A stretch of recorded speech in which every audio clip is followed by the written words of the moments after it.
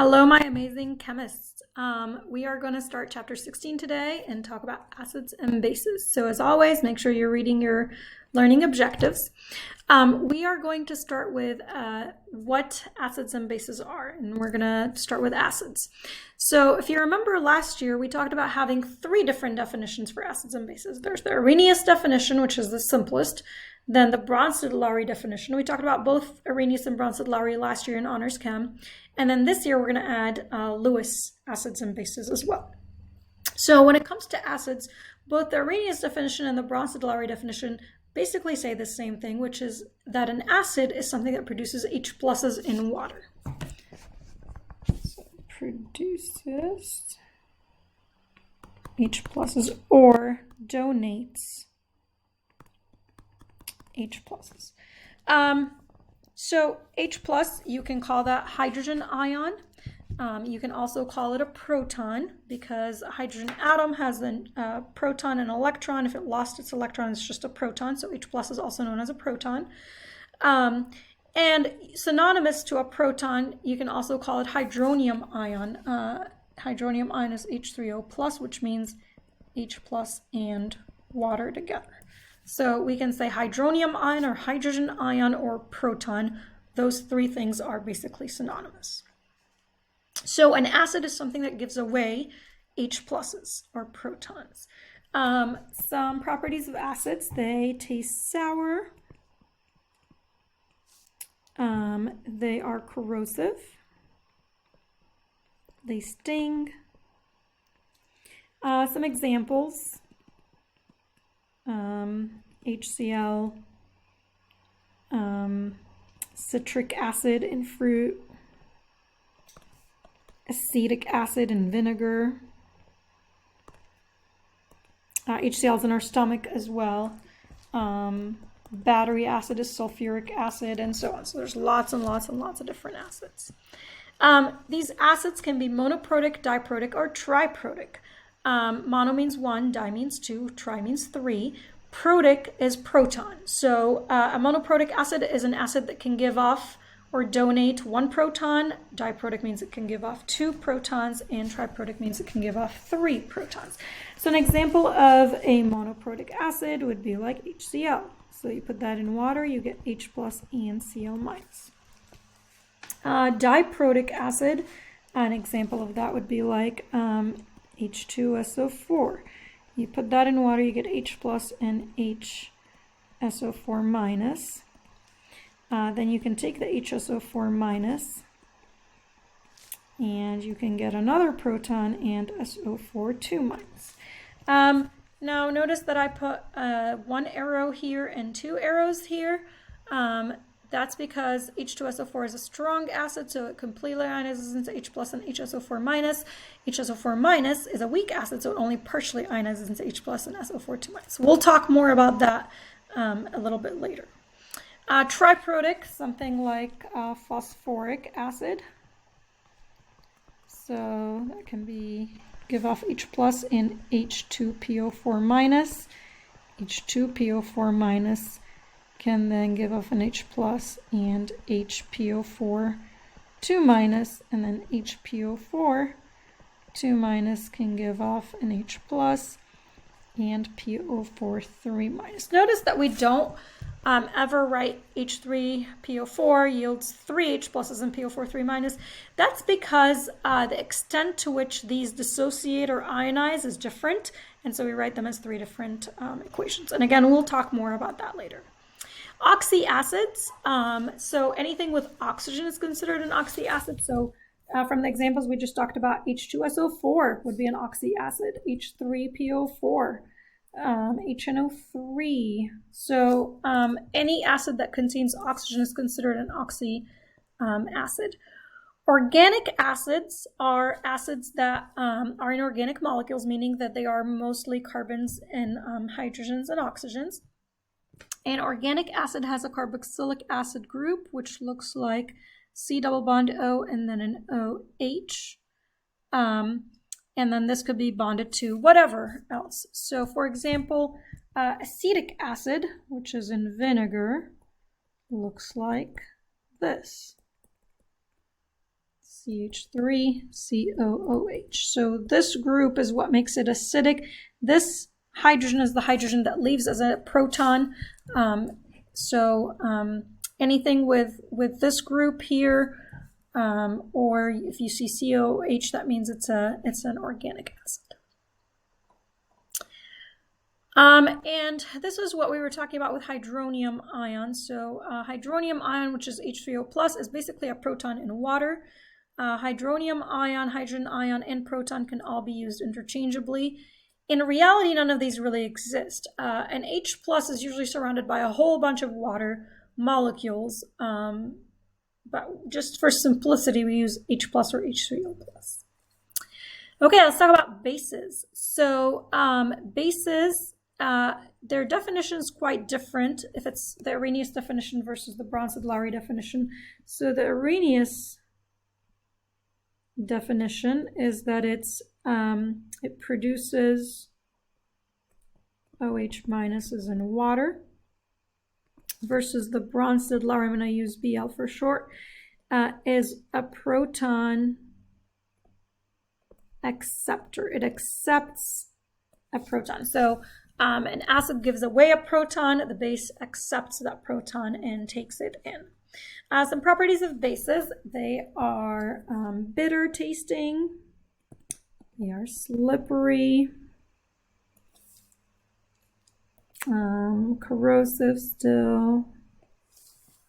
Examples: the basic classic example of a base is NaOH, which is lye. Ammonia is a pretty common base. Baking soda is also a common base. And there's lots and lots of bases and acids. There are substances that are amphiprotic or amphoteric. Amphiprotic or amphoteric means that they can exist both as an acid and a base. Amph means both, like an amphibian can live on land and in water. So amphiprotic means it can both give a proton and take in a proton. So water is the classic example of something that's amphiprotic or amphoteric. It can behave as an acid and as a base as well. So if you put water with acid, so this is your acid, this is your base. An acid is something that gives off an H+. So if this gave away an H+, it donates an H+, it becomes Cl-. A base is something that accepts an H+. So if it takes in the H+, then it becomes H3O+. So here water's behaving as a base. Now let's look if I put water with ammonia. So ammonia is a base, so now water is going to behave like the acid. So a base is a substance that accepts a proton, takes in an H+. So ammonia becomes an H4+. An acid is something that gives away a proton. So if water gave away a proton, it becomes OH-. So here, water is behaving as an acid. So water and many other substances can be amphiprotic. It doesn't mean that their pH necessarily is at 7. Water's pH at 25 Celsius is 7, but that's not always the case with an amphiprotic substance. Okay, we have strong acids and weak acids. We also have strong bases and weak bases. Strong means that it completely 100% ionizes in water.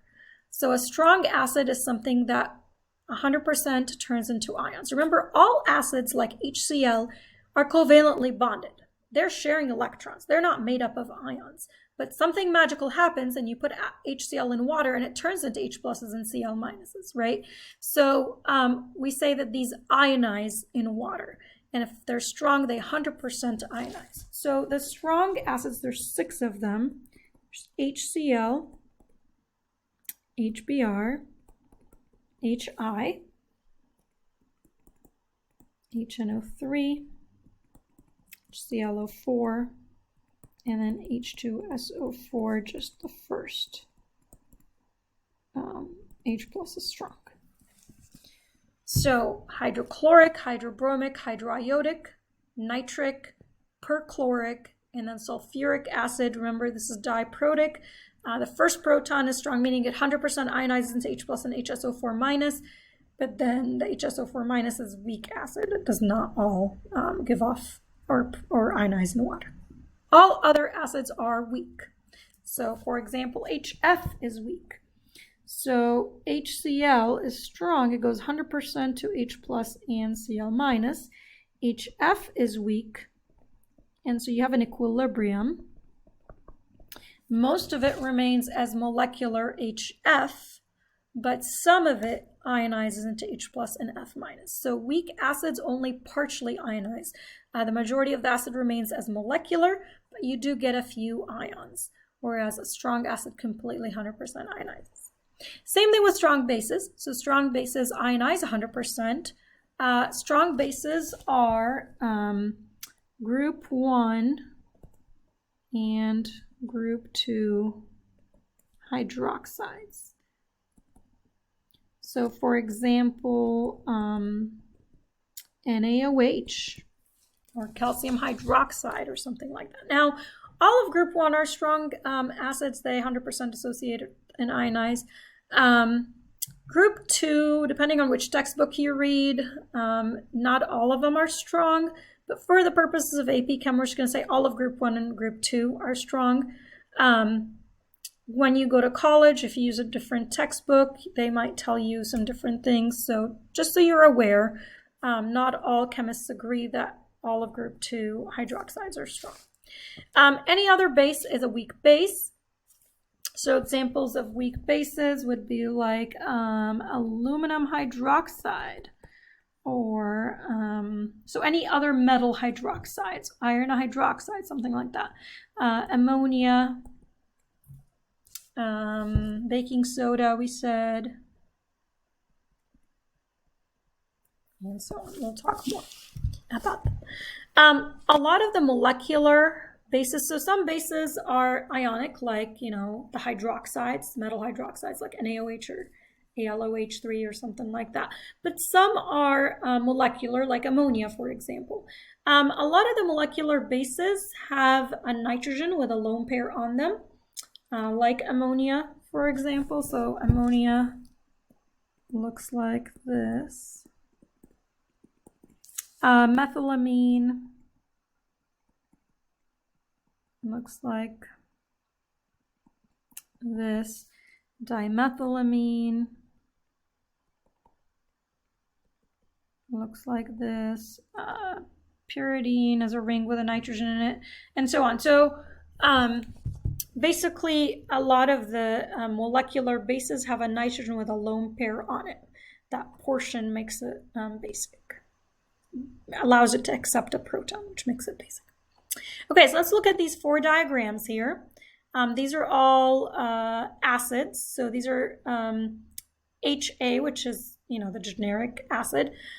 And HA itself, the acid, is represented by a green and a pink circle next to each other. That means that they're bonded. The H plus portion is the green, and the anion, the A minus, is the pink. And then water is going to be represented by the big empty circles there.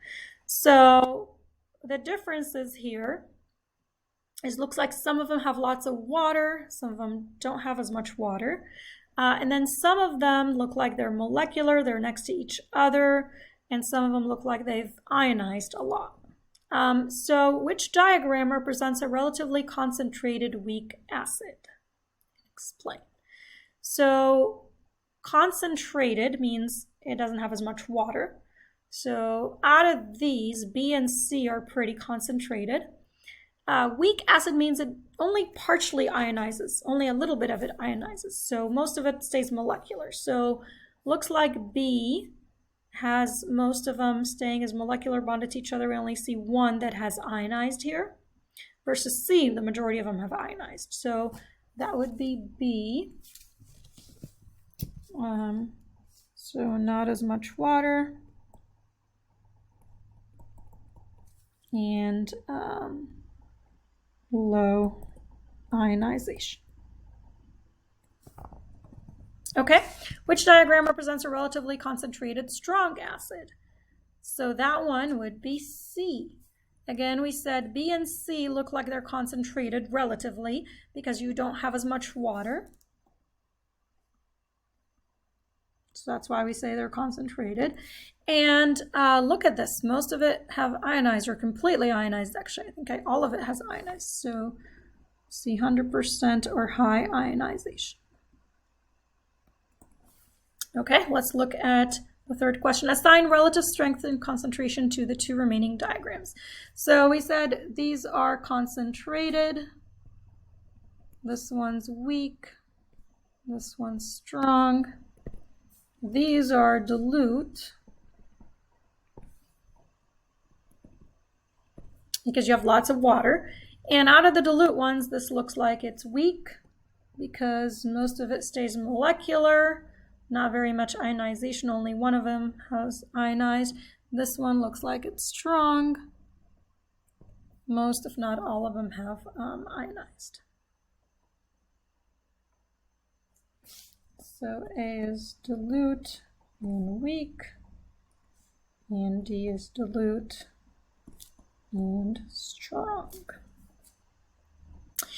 Can a concentrated acid be weak? Well, yes, we just saw that this is a concentrated acid, but it's weak. So concentrated means there's just a lot of moles in a given volume. Weak means that the percent ionization is low. So the amount of hydrogens, the amount of H pluses, if you look at these, is different based on two things. It's based on the strength and the concentration. So how much H pluses you're going to get in an acid is going to depend on the percent ionization. Does it fully ionize, that it ionize 100% or 50% or 2% or 0.00004%? That's going to affect how much H pluses you're going to get. And also on the concentration, how many moles do you have compared to the amount of water that you have? So therefore, you can have a strong acid that's dilute and a weak acid that's concentrated, and both of them can have the same amount of H pluses in a given amount of water. So they could have the same H plus concentration and therefore the same pH. So, if I tell you, hey, I have something that's a pH of 1, that doesn't mean that it's a strong acid. Something that is weak and very concentrated could have a concentration of 1 molar H plus. Something that is strong and relatively dilute can also have a 1 molar concentration. So the concentration of the H pluses and the pH are determined by two different factors: the concentration in general and then also the percent ionization.